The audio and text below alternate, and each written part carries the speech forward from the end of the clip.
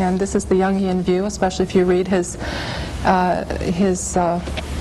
work, Seven Sermons of the Dead, because God subsumes in himself all polarities. He is above good and evil. He is above truth and falsehood. And the farther you are along on this path, the less consequential those distinctions are to you. This filters down into the daily life. Okay, the bottom line, because I want to come back to Terry here, the bottom line for you, though, was that spirit guide good or bad for you? In the end, bad, although she seemed terrific at the time, and she gave me many wonderful experiences. Let's come back to that story later. But the fact is, what I want to get to is that you don't deny the fact that many astrologers are using spirit guides. We got the literature full of them. But you aren't coming from that direction. Is that correct? That's correct. Okay, well, first of all, I don't agree with it. The way that it's been defined here, that's not even the way I see it particularly as being practiced. I think a lot of times we see a clever twisting of words. But be that as it may, define it as you will, it's not something that I do. It's not something that I have the ability to do. For example, I don't channel any entities. I'm very dubious about, and I think I speak, for example, of Jeff Green, probably one of the single greatest astrologers today. He said, let's face it, probably 9 out of every 10 people that claim to be channeling entities, they're not channeling positive or negative entities. They're not channeling entities at all. They're just taking your money. Now, we're not saying that this is impossible. If I've never channeled an entity, how can I say whether it's possible or not if I've never had that personal experience? I agree. I would like to have a guess from you as to why you think that so many astrologers are going that direction. Well, first of all, I've been in astrology for about over 20 years. And during that 20 years' time, very few of those years has this particular concept been around. I think there are fads within astrology, just as there are fads within the sciences and fads within any place else in life. And I think recently, it's been there's been a channeling fad. And you've noticed it. You've seen all of a sudden everybody's channeling, but they weren't a couple of years ago. And it's not just in astrology. It's not just that astrology people. Probably most of the channelers have absolutely nothing to do with astrology. Astrology is probably too complicated and detailed for them to get into. So I think that probably a lot of them are not on the up and up. But I don't think, as a lot of your guests probably think here, that this is some sort of evil plot to take over the world, that they're channeling demonic spirits or something like that. I'm not even here to make that judgment. I think in most cases, this is probably just a case of somebody trying to perhaps separate you from your money. And I think we have to realize that goes on in every profession.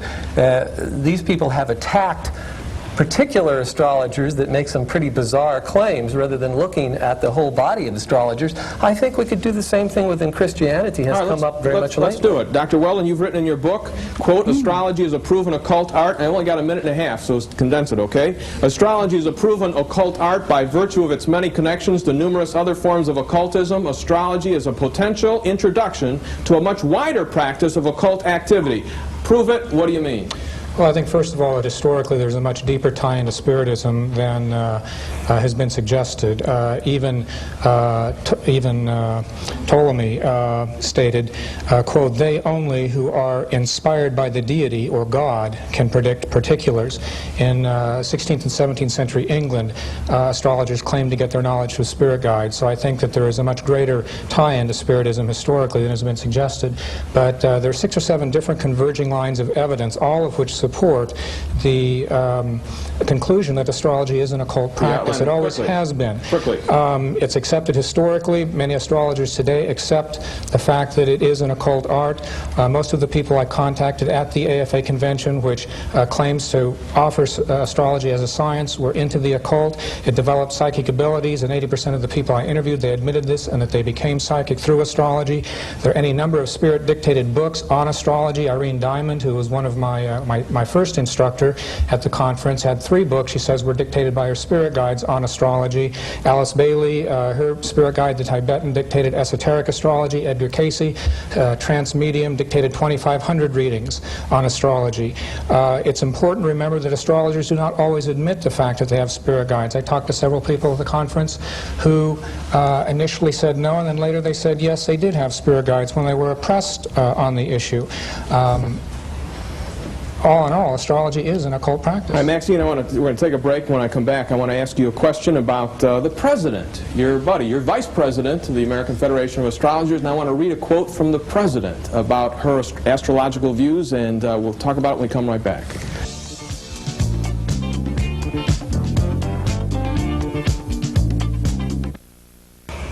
Hi, we're back, and Maxie, I'd like to come and talk with you about Doris Chase Doan, who is the president of the American Federation of Astrologers, in her book, Astrology, 30 Years Research, and she talks about her view of astrology. Thus, the birth chart maps the thought cells and thought structures within the unconscious mind. Now, that's quite a statement. I want to know how she knows that the birth chart maps the thought cells and the thought structures within the unconscious mind of the newborn babe and the positions of the planets. Here's how the stars affect it now, the celestial bodies. The positions of the planets indicate their kind, the kind of thought cells, the intensity of the thought cells, and the general direction of their desires. Do you believe that kind of thing? Well, first of all, you're asking me to comment on somebody else's book. You're asking me to comment on a book of Doris Chase Doan, who is probably one of the foremost astrologers in the country today from a scientific standpoint. You would have to ask... I say something, if I can interrupt. I don't like to interrupt, but I took her class. To say that she is one of the foremost scientific astrologers, she has been a spiritist for about 35 years.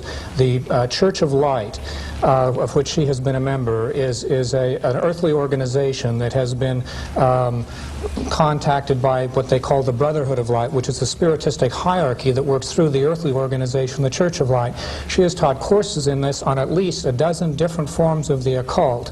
I talked with her after her class called The Art of Transmutation. She said, quote, "The spirit's work through the organization," end quote, "is very important to the work of astrology." That is not scientific, that's occultic.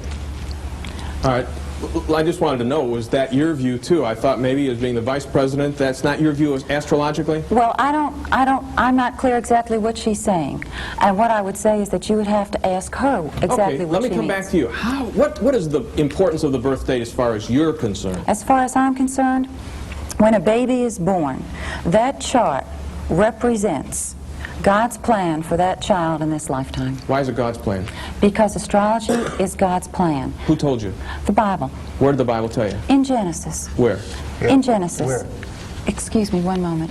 It says it when, and of course you are the biblical scholar, so I'm going to be quoting from memory. But it's when God said that God created, put the sun and the moon in the heavens for signs. Well, let me read it to you then, okay? Verse 14, chapter 1, God said, "Let there be lights in the expanse of the sky to separate the day from the night, and let them serve as signs to mark seasons and days and years. And let them be lights in the expanse of the sky to give light on the earth." And it was so. God made two great lights, the greater light to govern the day, the lesser light to govern the night. He also made the stars. God set them in the expanse of the sky to give light on the earth, to govern the day and the night, and to separate light from darkness. And God saw that it was good. John, you know very well. I want to hear what Maxine has to say. That was the verse she was quoting. Now, give me the interpretation. I just did. What is it? I just said it to you. Okay, tell me again, please. What I said was that God put the planets in the heavens for signs. And as an astrologer, I read those signs. John, you know very well that there are numerous biblical translations of that passage. You picked the particular Bible translation that you preferred, but I picked the one that's a standard NIV interpretation. Yeah, the standard NIV, but there are other Bibles, as you know. NIV is the most scholarly, up-to-date, accurate translation of all the scholars right now in the market. There are... Oh, wait a second, just a second, I want to ask a question. How do you know what he uses as a translation? Because I'm familiar with that particular translation. You are? And Yes, I've how many read... translations have you checked on the Hebrew that say that?